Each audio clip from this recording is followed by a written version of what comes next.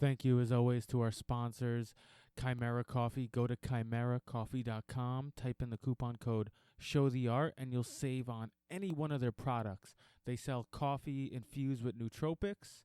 They sell travel mugs, T-shirts, a bunch of stuff. Check them out. They're running a special right now for Christmas. They have a pea berry blend. It's really good. Definitely check it out. Go to chimeracoffee.com. Coupon code SHOWTHEART. Do it now. Also, thank you to Inverted Gear for all your BJJ gear needs. Gis, rash guards, shorts. Go to invertedgear.com. Type in the coupon code SHOWTHEART15 and save some money for the holidays. Boom.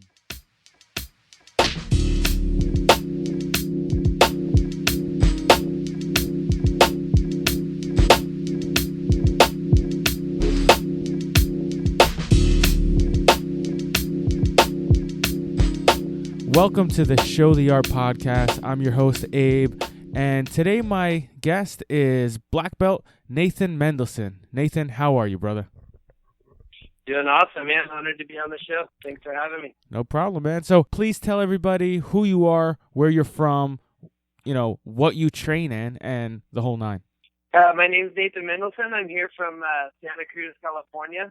I do Brazilian Jiu-Jitsu. I started when I was 10 years old, training with my master, Claudio Franca, and I still train with him and teach classes at his academy. And been traveling around the world and competing in this martial art for about 16 years now. So, yeah. Dope, man. And it's funny, you sound like you're from California. I don't know if you get that often. There's a very distinct voice. Yeah. Jiu-Jitsu, do you consider yourself a professional athlete now? I do. I mean, Jiu-Jitsu is the only thing that I do, so I make my money through competing and through teaching and stuff like that. It's interesting because a lot of Jiu-Jitsu competitions out there, you have to pay to enter. So it's hard to argue you are a quote-unquote professional athlete. But if you're someone who's making money, there's prize money involved. That's when you become professional. So there's that fine line. And you are competing in a organization that does give prize money, correct? Yeah. I mean, that's pretty much started to improve to the athletes just in the last, less than 5 years probably, where we're really starting to get more opportunities to compete for money. And my instructor, he started the BJJ Tour. So we've had the U.S. Open is one of the longest running jiu-jitsu tournaments in the U.S. I think this year will be the 22nd year. Wow. And so he's been having that going on for a long time. But the BJJ Tour itself, he took his 3 major tournaments and made those the 3 main stops on the BJJ Tour. And then he added a bunch more installments and made prize money for all the black belts, so it's $1,000 for the division and $2,000 for the open. And that's been going on for 4 years now. And I don't know if it was coincidentally or if IBJJF caught on to his idea or what, but they started doing their IBJJF pro events the same year that he started that. So I basically marked that as the beginning of when we really started getting in jiu-jitsu more opportunities to fight for money. And it's still not the same amount of money as MMA or some other things, but, as time goes on, hopefully the conditions for us athletes will keep getting better and better. Yeah, man, it's a step in the right direction.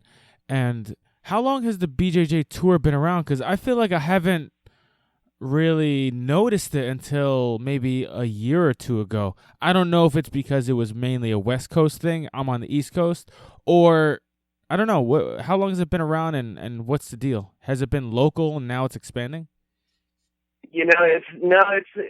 Well, the tournaments that we had going for a longer time, like the U.S. Open, the American Cup, and the All-Star, they were all here in California. And then when he started the BJJ Tour, that was only 3 years ago. I think this completed our 3rd year of the BJJ Tour. And when he started that, he already started with an installment over in your guys' area. We have Connecticut, which is one of our bigger ones too. Texas, Nevada. So, but that's only been going on for like 3 years, and we're gaining steam every year with more and more athletes. This year we have like Joan Gabrielle and Tarsus Humphreys, and so it's getting bigger and bigger all the time. But yes, it's only been going on for a little while, and now we're finally starting to get some like bigger names competing in the tournament, and I think it's a good thing for the sport. You know, the more that people start to, you know, I feel like our vote as athletes to support professional jiu-jitsu is like you're saying, you know, we can choose which tournaments that we compete in, and most of the time we have to pay to compete in the tournament. So if people start, you know, stop showing up to Pans and Worlds and Europeans and the tournaments that don't pay money, and they start, you know, supporting IBJJF Pro and BJJ Tour instead, then we can start taking, you know, our vote as an athlete to make the sport start move more in the professional direction. Yeah, man, I completely agree. And like you said, if people start only supporting the tournaments that give prize money, at least for the black belts, then the demand is there, and you know, the industry will have to go in that direction.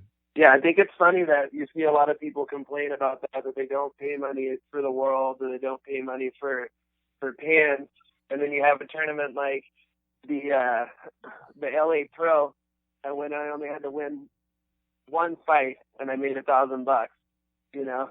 Wow. And if you go to, you know, I got second place. It was like 4 people in my division, and you know, you go to Pans and you have to win 5 fights to go away with a medal, you know? Yeah. It's like, if you know, and in LA, there's 1 million black belts down there. So I'm like, how is it possible that there's only 4 people in the middleweight division at this LA Pro? And it's just because people don't care to, you know, put their body on the line to support pro jiu-jitsu. Sure.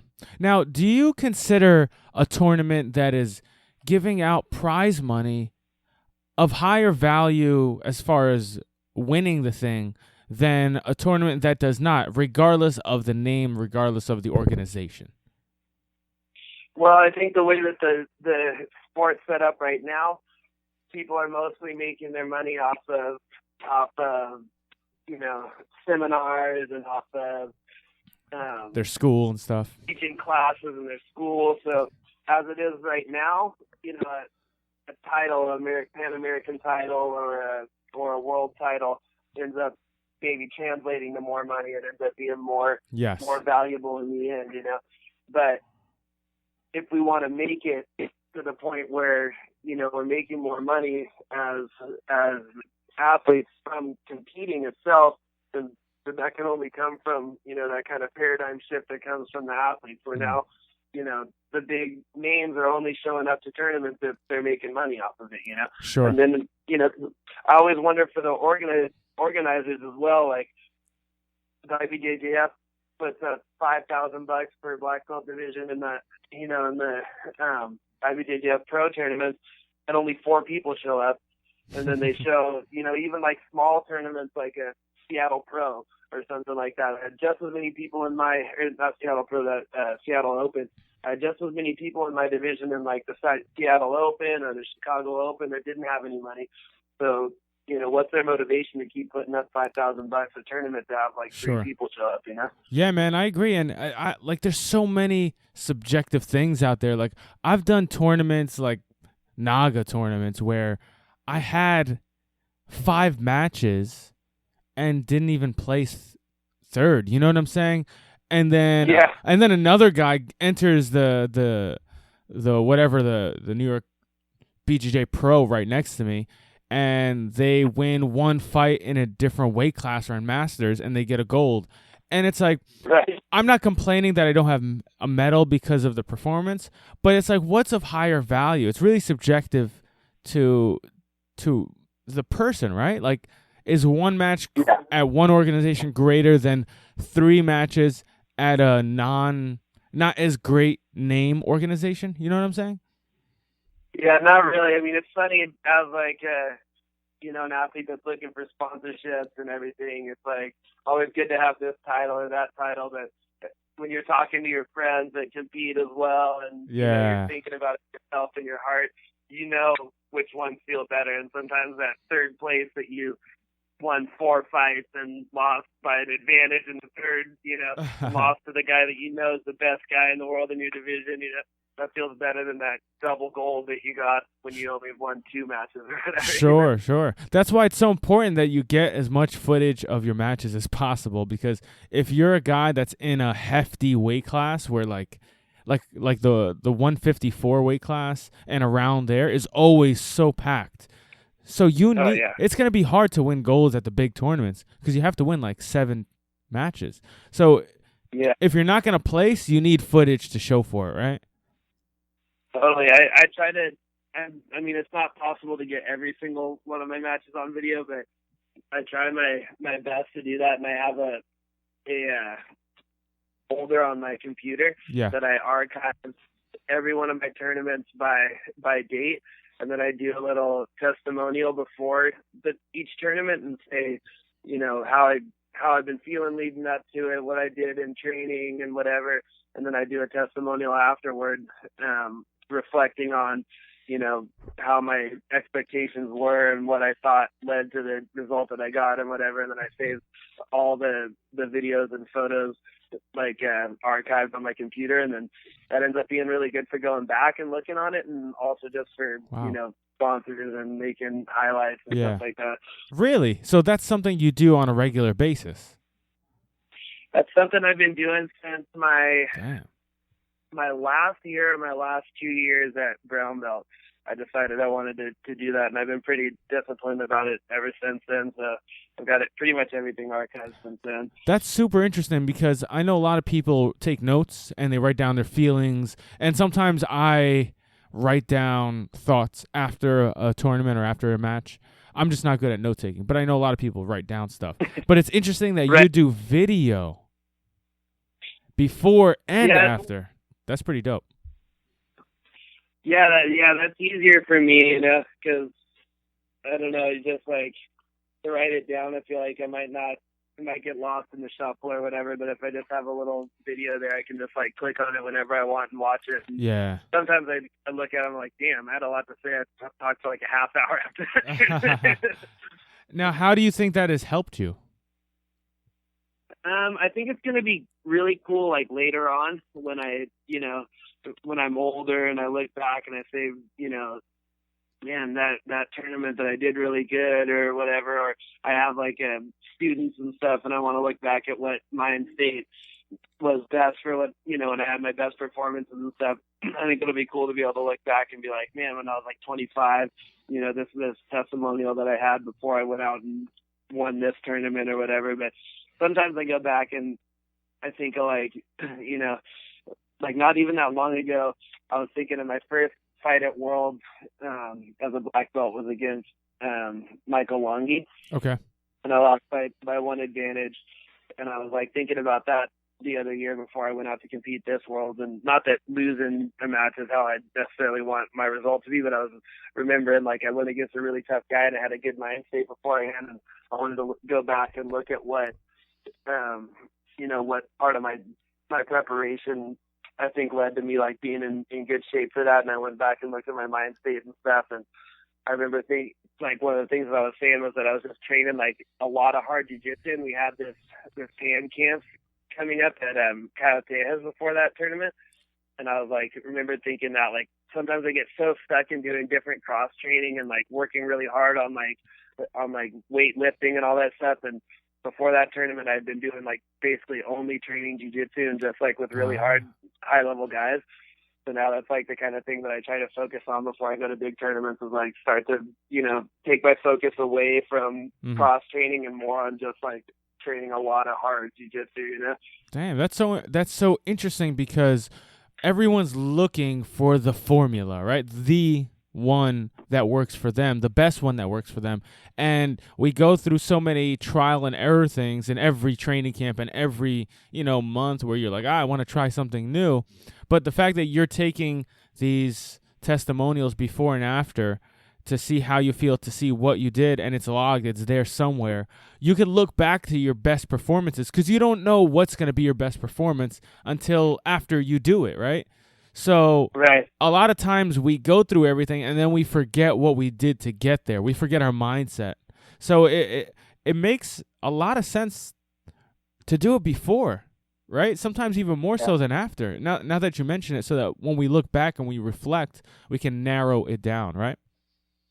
Yeah, and it's funny sometimes because sometimes you go out and you're like, you know, the testimonial beforehand was like, oh, you know, I'm feeling so good. I've been training so good in training and this and that and whatever. And then, you know, and then the result wasn't what you wanted it to be. And then the testimonial afterwards, like, wow, you know, I can't believe I thought I was going to do so well because this and that. And, you know, sometimes you actually know, like, inside yourself that the training wasn't exactly how it was supposed to be, or, you know, or you had, like, a little injury or something. And then afterward, that always comes out in the testimonial after. Because before, the testimonial before, you're always trying to convince yourself that you're, you know, you're ready to go and you're going to win and whatever. And then, like, the truth comes out sometimes in that, like, after the tournament testimonial. Yeah, the harsh truth of the competition. It's so crazy, man. Like, especially someone like you, I admire. Like, you compete so often, and, like, you know, a lot of people put so much pressure on competing, and sometimes it's not like that serious. Especially when you compete often, it becomes less serious each time. It becomes less pressure on yourself each time, right? Yeah, and that's the thing that's been like a strategy for me is, you know, that's why sometimes I get these like really good performances when it's not necessarily like the match that I was, or the tournament that I was like putting so much pressure on building up toward. Yeah.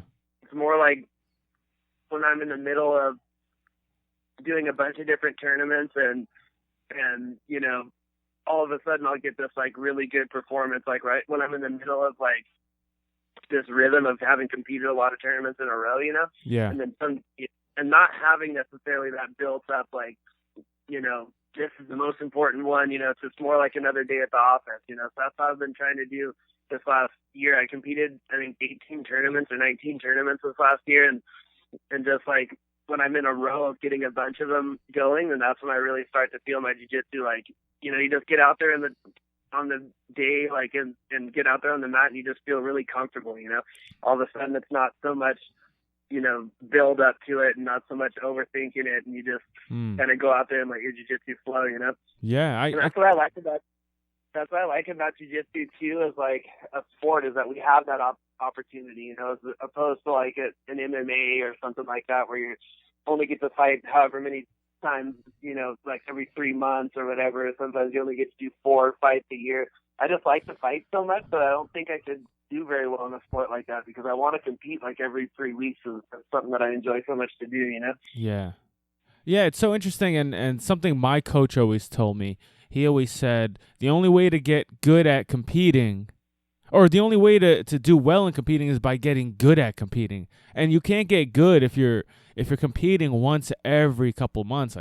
Like you have to practice at competing by competing consistently, by competing often.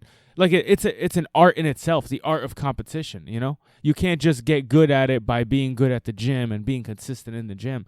It's another world whether you like it or not, right? Oh, most definitely. You see students, you know, especially when you teach too, that you see guys with jiu-jitsu in the gym that you know that they have, and you train with them yourself, you know, so you know what the level is of like a purple belt or a blue belt or whatever. You see sometimes like you're like, this guy should do really good in competition, and then they just go and they don't make it happen. And I always tell them, I'm like, man, if you do one tournament a year, it's really hard to make that one tournament the tournament that you win. You know what I mean? It's like if you're doing like 10 tournaments a year, then you're going to win a lot of those tournaments, you know. But if it's the first tournament you've done, you know, you only do the World. The last time you competed was the last time you competed at World. Then that, you know, that Brazilian kid that you're going to come up against who's been competing every 3 weeks, you know, it's going to be really tough to beat his confidence. And just there's so many things that lead up to you having a good performance on the day of the tournament, which is like, and you kind of have to feel it out for yourself, like what you eat, how much you eat, how far ahead of time you warm up. You know, one of the things for me is warming up. People are different, but for me, like I'll go my first training in class, my first match, and if it's like with a tough purple belt that I can beat, that can give me a hard time, I'm cold, he gives me a hell of a time. And then if I go with him again in my last match, then I'll probably kick his butt. So when I go like into a tournament, if I go out there cold, that first match to me is just always hell, you know? Yeah, man. So I try to, I do sprints, I run around, I do push-ups, I do sprawls. I always compete the best it's hard to motivate yourself before a tournament. You feel like you're going to burn yourself out. But for me, the more you put into warming up well, the better your performance is going to be. So for me, it's I have to get super warmed up before I go out there. Yeah.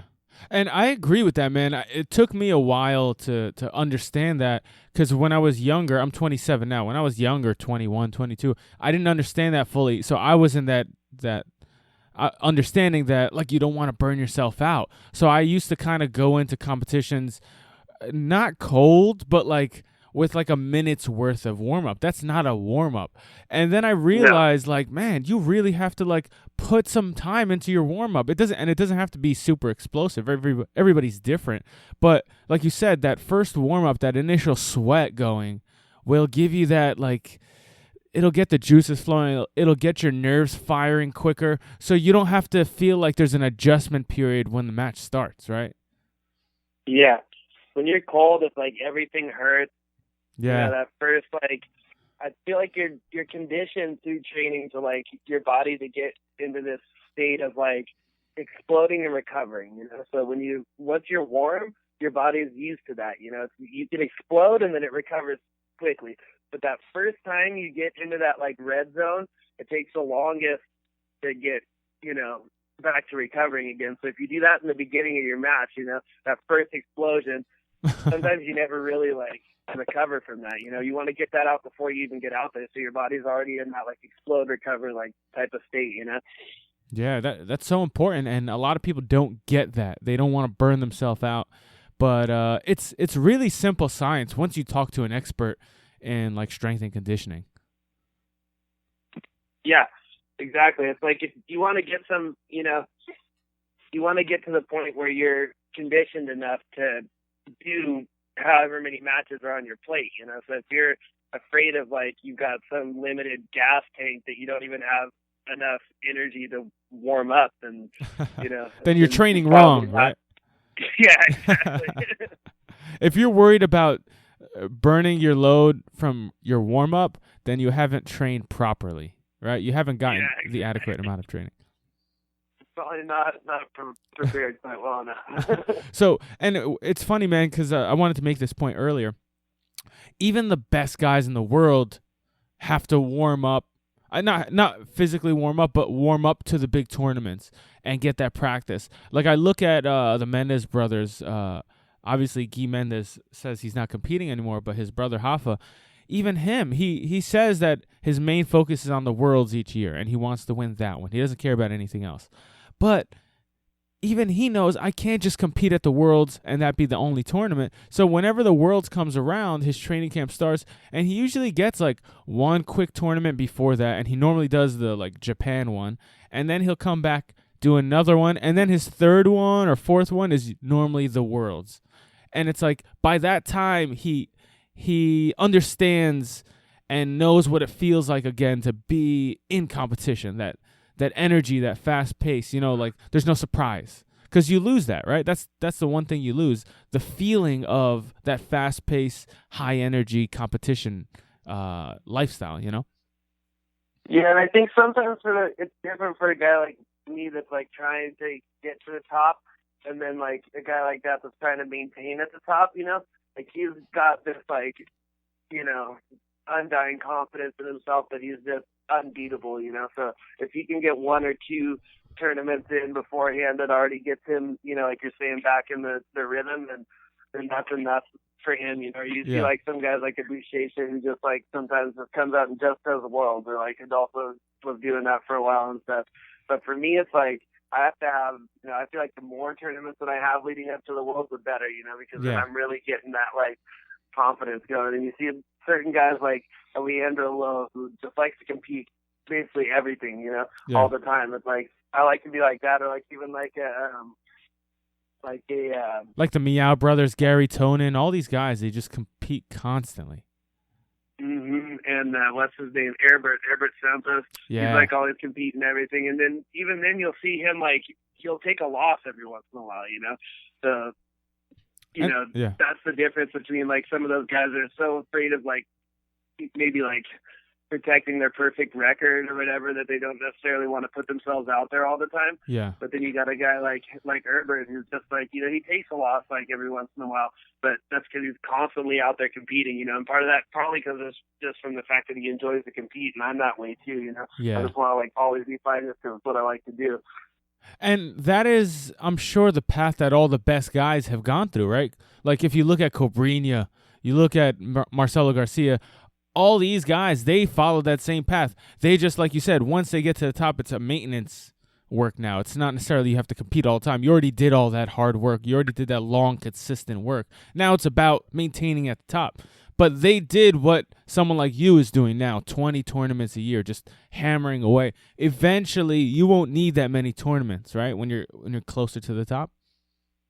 Definitely, yeah. I think once the guys get up there, you know, part of competing so much too is having the confidence that when you get out there, you know that you're in the rhythm and everything. And I think once you're like already at that level, you just have that confidence anyway, you know, so maybe you don't need so many tournaments to get into your rhythm, you know? Yeah. So what are your goals in jiu-jitsu right now? Obviously, you're killing it in the BJJ Tour. That's your instructor's organization. Of course, you're going to fully support it. So what are your biggest goals in jiu-jitsu competition right now? Well, you know, I'm thinking about, you know, I've got my physical prime is, I just turned 27 on the 10th of December, so. Nice. Happy birthday, man. We're the same age. That's crazy. Yeah, thanks.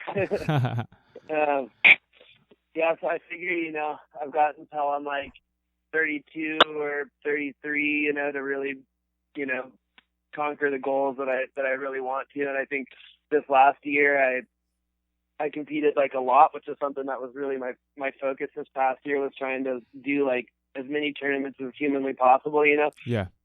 So, you know, now over these next like 5 or 6 years, I really want to, you know, break into that, you know, next echelon and really get up onto the podium at the big tournaments. And for me, it's getting to the point where it's like, you know, not to like put anybody down ever or anything, but I'm like almost not feeling as good about myself about wins over guys that aren't necessarily like the top guys, you know, like I could win like 5 matches, but then if I go against Gabriel Argis and he beats me, or Otavio, that I'm already like, damn, you know, because like that's my goal is to like beat those guys, you know, like Argis he's a super nice guy. Like I see him at a bunch of tournaments and stuff, but he's like, you know, I always talk with him and he's a super good guy, and I'm always like stoked to see him win. But he's like that guy in my division that I'm like got my eye on, you know. Of course. And like Otavio, and like you know, like I'll go to tournaments sometimes just because I know he's going to be there, because I want to fight against him because he's like the guy to beat in my division, you know. So I got to focus now. You know, I come from a small team, and my instructor's like really good, and we've had a lot of really good athletes and instructors to my academy and stuff. But you know, I'm not from like an Atos or a Gracie Ba and stuff, so it's hard for me sometimes to find training partners. So this year, I want to focus a little more on like branching out a little bit more and like taking some more trips to different places, and just trying to look for more, you know, training partners, because that's something that I think you see all the guys on the top level, you know, up on that podium. They're all training with like other really high level athletes. So it's just something that's kind of essential to make it to that level. So it's not something that I have like in my backyard all the time. So I just got to start, you know, branching out a little bit more.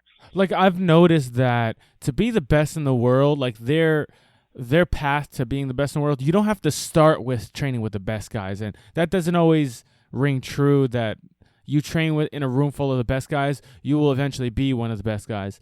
But a lot of times you do see that someone that comes from a small school, it's possible to like start climbing up the mountain and get ahead of a lot of people.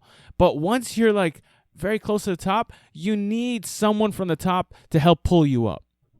And you need those Totally. high-level training partners on a consistent basis that are at the top. And they don't even have to be at your weight class, but guys that can give you that same look, that'll give you that same reaction, right? That are strong. They make less errors. And that's ultimately what you're trying to train with. Guys that make even fewer errors than you, which forces you to make even fewer errors. So now when you go against Arges or any of the top guys, it's a lot closer of a match, right?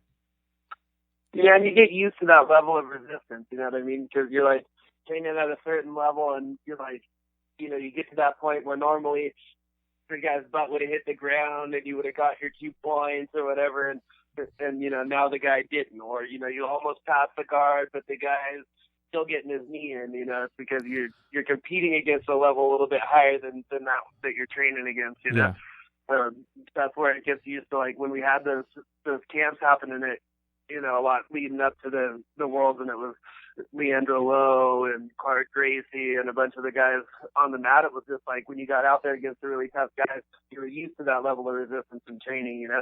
And that's what the guys at Atos or Gracie Baja or Alliance are getting all the time in training. And that's why you see a lot of guys that come from like a smaller team that you know are talented. Mm-hmm. You know, eventually they end up switching teams and going to a bigger team, and you see a lot of these bigger teams, they like kind of magnetize guys from smaller teams because then they all get together and train hard together, you know. Sure. But I love my master, and I like to represent him, so it's always a kind of a tough thing for me. But I also have a lot of friends from different teams and stuff. I went down to train at Alliance this year, and they received me really well down there. I trained with that Isaac Nancy and Michael Longy and Renato Cardozo and all those guys down at Alliance, and that was really good training. And Tarsus Humphrey's a good friend of mine, so I try to get on the mat with him as much as I can. And we used to have here in Santa Cruz and San Jose, there was Joao Gabriel and Manny Diaz, and those guys were all living right around here, so we were able to train together for a while and stuff. But they just moved to Texas, so I lost some of my good training with them taking off. So sure, but it's all good. Just gotta sniff out the training where I can find it. Yeah, man. Now we only got 5 more minutes, but I have a couple questions, kind of more introspective for you. Real quick, you can answer them. You don't have to answer them super long, but now, if someone were to ask you, what is the key in training to allow you to start to compete with the best in the world? Something that maybe most people aren't doing, that you've discovered yourself to help you advance to that next higher level. What is that in training? I think there's a couple of things that you can do to be able to do that. You know, one of them obviously is competing a lot. So that's the one way that you can, you know, be actually effectively training with those guys just to compete against them. But also something that's, you know, that I found that I can do for myself, and I'm, you know, it's a hard thing to kind of motivate yourself to do sometimes, is put yourself in the kind of positions that you're not comfortable in, you know. So if you don't have necessarily the really high level training partners and stuff, then you know that you have a trouble with, you know, escaping triangles. Start with people inside triangles. You know, you have a hard time escaping the back. You know, have people start on your back or start in the top mount, or do round robins. You know, start in the middle and have guys switch on you every minute or whatever. You know, if you have people that are there willing to train hard with you, then you can always make your training hard. But it's like easy for you to get into the rhythm of just like doing what's, you know, easy, which is come to class and just train normal and then leave. You know what I mean? You kind of have to have that extra motivation to like try to make your training as hard as you can, you know? Sure. Great answer, man. Now, lastly, what inspires you and what can help others be inspired? Inspires me to compete and for like as far as competition goes? Yeah, as far as competition and you know, like you said, trying to reach the upper echelon. For me, it's just like it's always been my dream ever since I was, you know, a kid. So that's something that always, you know, I've had that in my mind ever since like I saw Bill Cooper. I always go back to Bill Cooper fighting against Con Gracie at the Copa Pacifica back when I was like an orange belt, you know, and just like seeing that match just made me like, oh, I want to be that someday. And then, just nowadays seeing all the, just the way the jiu-jitsu is, improving all the time and getting bigger and bigger, and all the guys constantly, moving the sport forward, and all the, the American guys out there that, getting up there on the top podium. It's like, that's where I want to be, just every time watching jiu-jitsu, I just love it so much that something that keeps me inspired. Awesome. Well, Nate, we got to go. I want to thank you again for coming on, and we'll definitely have you on again soon, brother. Please tell people how they can reach you. You can check me out at Nathan Mendelsohn BJJ on Instagram, okay, or Nathan Mendelsohn BJJ on Facebook. Mm-hmm. Yeah, keep up on my videos and post and comment and like and share and all that. And I hope to hear from you guys on my social media.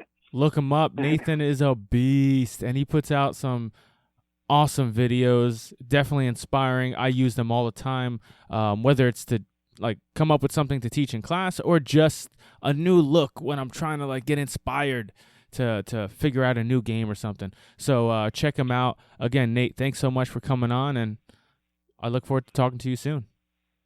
Right on. Thanks a lot, man. Thanks always for the support, and thanks for having me on the show. For sure, brother. Cool. As always, if you guys like this episode, please give us a good review on iTunes and rate us. Also, share the podcast anywhere you can, any which way you can. Check us out on YouTube, Google Play, Stitcher, whatever. And guys, it's important, it's imperative that you guys give us as much support as possible so we can keep delivering these guests to you and, have a good show for you guys. We thank you all for listening, and stay tuned for the next episode.